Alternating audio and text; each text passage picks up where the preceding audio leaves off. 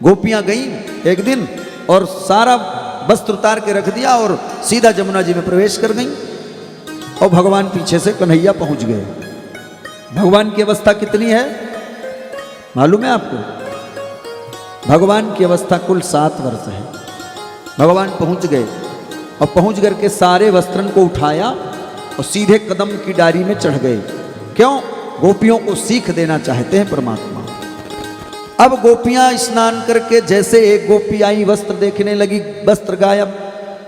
दूसरी गोपी से कहती है, अरे गोपी देख हमारे वस्त्र कहां चले गए। तीसरी कहती है, देख कहीं बंदर तो नहीं उठा ले गए।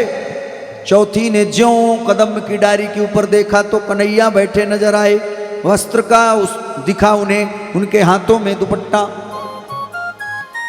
पांचवी कहती है, रे ये कोई बंदर वंदर नहीं, आजकल जो घर घर डोले नंद को बंदर, वही बंदर आयो है। अब माखन चोरी ते आके पेट ना भर्यो तो अब हमारो वस्त्रन भी चुराने लग गयो। देखो चोरन कितनो बड़ो चोर है भैया।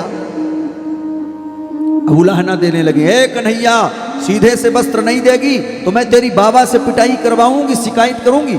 कन्हैया ने कहा, एक कल मुही जा कर दे शिकायत बाबा से, मैंने देने वालों वस्त्र काहे नहीं दोगे भैया। जब तेवर जरा खर्म देखा कन्हैया के तो गोपियों ने कहा, अब प्रेम से बात बनेगा क्योंकि अभी काम है गड़बड़।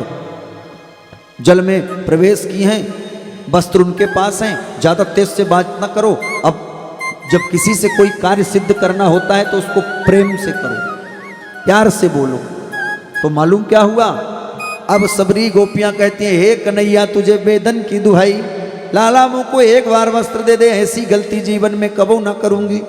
कन्हैया ने कहा, तुम गलती करती हो, जमुना जल में प्रविष्ट होकर वरुण देवता का अपमान करती हो। कभी भी नग्न अवस्था में जल में, सरोवर में, नदी में, यहां तक कि अपने बाथरूम में भी नग्न अवस्था में स्नान नहीं करना चाहिए। वरुण देवता का अपमान होता है। शरीर में कुछ न कुछ वस्त्र अवश्य होना चाहिए स्नान करते वक्त। इसलिए तुम गोपियों पाप कर रही हो। और आज गोविंद कितने प्यारे हैं जी। गोपियों को बकायदा मिलने का वचन दिया है, अपनाने का वचन दिया है। तो प्रभु तभी अपनाएगा जब कोई जीवन में पाप न हो, अभिमान न हो, माया न हो, मोह न हो। इसलिए गोविंद कृपा करने ही गए हैं। और आज जब हाथ जोड़कर विनती करने लगी, गिड़गिड़ाने लगी, तो गोविंद ने कहा, तो ले जाओ अपने वस्त्र लो।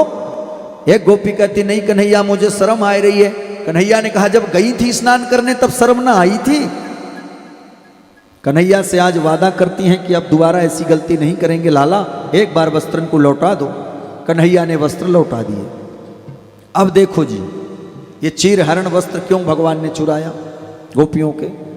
सुखदेव बाबा राजा परीक्षित से कहते हैं कि इसलिए भगवान ने चीर चुराया कि जो भगवान है स्वयं कन्हैया श्री कृष्ण जगत के ईश्वर, और गोपियां हैं जीव, जीवात्मा और परमात्मा। परमात्मा कौन है? कन्हैया। जीवात्मा कौन है? गोपियां। तो ये परमात्मा और जीवात्मा के बीच में जो ये वस्त्र रूपी, माया रूपी वस्त्र का आवरण पड़ा हुआ है, उसको कन्हैया कहता है कि पहले इसको हमें हरण करता हूं। जीव और परमात्मा के बीच में जो वस्त्र रूपी आवरण पड़ा है उसका हरण करता हूं, तब मैं जीव को प्राप्त होता हूं। इसलिए माया रूपी वस्त्र का हरण किया है कन्हैया ने। और आजकल लोग कहते हैं कन्हैया भी कमजोर थोड़े न थे, वस्त्र चुराते थे गोपियों के। 16,108 विवाह किए, अपन लोग क्या 1, 2, 4 नहीं कर सकते क्या? अरे भैया, 7 वर्ष का बालक को क्या काम सता सकता है? आप गौर से सुनो इस बात को और बताओ। 7 वर्ष का बालक है कुल, तो उसको क्या काम सता सकता है? नहीं, बिल्कुल नहीं। और सुनो जी, हमारे ठाकुर जी जो है ना, वेदों ने ठाकुर जी को क्या कहा है, श्रुतियों ने क्या कहा है, ऋषि मुनियों ने क्या उपाधि दी है? हमारे श्री कृष्णचंद्र योगेश्वर के भी परम योगेश्वर हैं, योगियों के भी परम योगी हैं।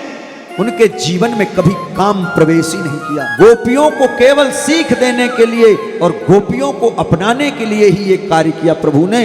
और जो सूक्ष्म आवरण ये वस्त्र रूपी माया का पड़ा है परमात्मा और जीवात्मा के बीच में, इसको भगवान हरण कर लेते हैं, तभी भगवान मिलते हैं। एक बार प्रेम से बोल दो राधे राधे।